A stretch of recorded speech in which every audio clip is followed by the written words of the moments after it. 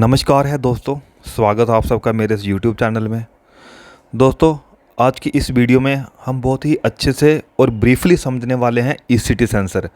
मैं सबसे पहले आपको ये बता देना चाहता हूँ कि ये जो कार आप देख रहे हैं ये मारुति सुजुकी कंपनी की स्विफ्ट कार है।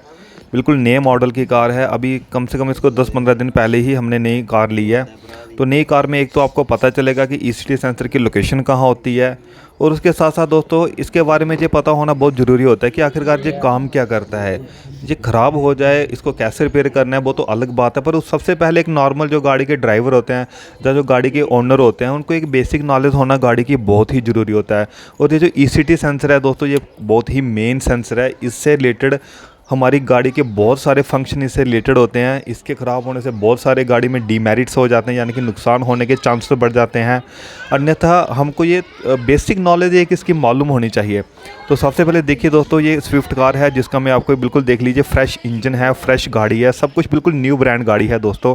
तो इसके बारे में अभी ब्रीफली आपको बताऊंगा। तो ईसीटी सेंसर यानी कि इंजन कूलेंट टेम्परेचर सेंसर, इससे पहले भी मैंने एक बेसिक वीडियो बना रखी है ईसीटी सेंसर की। अगर आप देखना चाहें तो मेरे चैनल पे जाके उस वीडियो को लॉगिन कर सकते हैं।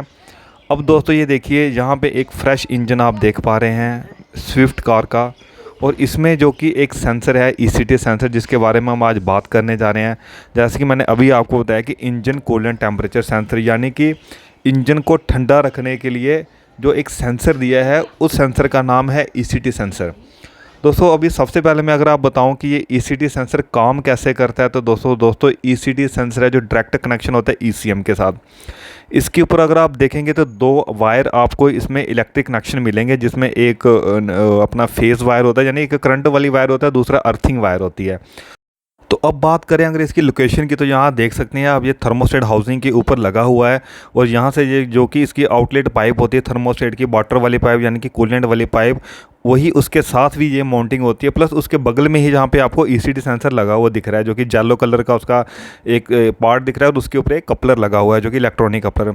तो यहाँ से देख सकते हैं जैसे हमारा थर्मोस्टेट काम करना शुरू कर देता है, यानी कि ओपन हो जाता है, तो ये हमारा जो हार्ड वाटर होता है वो हीटर के अपर टैंक में आता है, इसी पाइप के थ्रू वो अपर टैंक में आके कूलिंग होकर दोबारा से इंजन के अंदर सर्कुलेशन हो जाता है। तो दोस्तों अब आ जाते हैं हम ईसीटी सेंसर के बारे में जो कि हम बात कर रहे हैं। तो ईसीटी सेंसर एक दोस्तों बहुत ही बढ़िया सेंसर है हमारी गाड़ी को मेंटेन रखने के लिए, गाड़ी के टेम्परेचर को मेंटेन रखने के लिए, गाड़ी की माइलेज को मेंटेन रखने के लिए बहुत ही असरदार सेंसर है दोस्तों। ये मेकर ने जिसने भी कंपनी ने सेंसर लगाया है बहुत ही सोच समझ के इस सेंसर को लगाया गया है। तो ये सेंसर है दोस्तों। अब मैं सबसे पहले आता हूँ माइलेज के ऊपर। दोस्तों जैसे ही ये सेंसर होता है, अगर ये सेंसर ख़राब हो जाता है, मेनली क्या होता है, ईसीटी सेंसर जो कि इंजन के टेम्परेचर को मेज़र करके ईसीएम को बताते रहता है कि एक पर्टिकुलर टाइम पे इंजन का टेम्परेचर कितना है। उसी के बिहाफ पे फिर हमारा ईसीएम डिज़ाइन करता है कि ये सिलेक्ट कर पाता है कि जो मुझे फ्यूल की सप्लाई देनी है वो किस प्रकार से देनी है, कितनी क्वांटिटी में देनी है, कैसे देनी है, कब देनी है, कब कम करनी है, कब बढ़ानी है। तो ये कहीं ना कहीं उसका ईसीएम का कंसर्न हमारे इंजन के टेम्परेचर के साथ भी रहता है। तो मेनली अगर ये टेम्परेचर ख़राब होता है तो कहीं ना कहीं हमारी जो फ्यूल की सप्लाई होती है ना उसमें कहीं ना कहीं से डिस्टर्बेंस आ जाती है, क्योंकि अगर ईसीएम हमारे ईसीएम को करंट ही नहीं मिलेगा, ये सिग्नल ही नहीं मिलेगा कि मेरा जो इंजन का टेम्परेचर क्या है, तो उसी प्रकार से दोस्तों फिर फ्यूल की सप्लाई में थोड़ी बहुत अप एंड डाउन या गड़बड़ होने के चांसेस बढ़ जाते हैं, जिसका डायरेक्ट कनेक्शन आ जाता है हमारी माइलेज के ऊपर। अब अगर फ्यूल की सप्लाई ज़्यादा जाएगी, क्योंकि उसको पता नहीं चल रहा है ईसीएम को कि मेरा इंजन का टेम्परेचर क्या है। अब मेनली अगर इंजन का टेम्परेचर हाई होगा तो या परफेक्ट टेम्परेचर होगा तो हम थोड़े से कम फ्यूल की सप्लाई में भी एक अच्छा कंबशन ले सकते हैं, एक अच्छा पावर स्ट्रोक ले सकते हैं। अब अगर होगा क्या है कि अगर हमारा इंजन ठंडा पड़ा है और हमारा ईसीएम लगातार फ्यूल की सप्लाई दे रहा है इंजन को ज़्यादा सही वर्किंग टेम्परेचर में लाने के लिए, तो कहीं ना कहीं फिर हमारा जो इफेक्ट है वो हमारी माइलेज के ऊपर आता है। तो ये ईसीटी सेंसर दोस्तों मैंने जैसे कि आपको बताया है कि ईसीटी सेंसर यानी कि इंजन कूलेंट टेम्परेचर सेंसर जो कि थर्मोस्टेट हाउसिंग बॉडी के ऊपर लगा होता है। इसके फंक्शंस आपको बताएं मैंने मेनली ये क्या काम करता है और इसके डिफेक्टिव होने से हमारी गाड़ी में क्या क्या नुकसान हो सकते हैं।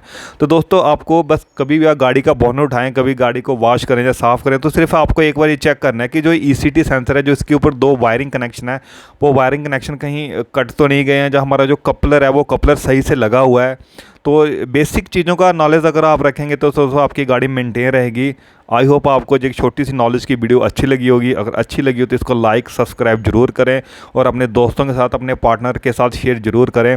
इसी तरह की वीडियो मैं लाता रहूँगा दोस्तों। आई होप आपको ये चैनल बहुत अच्छा लग रहा होगा। Thank you very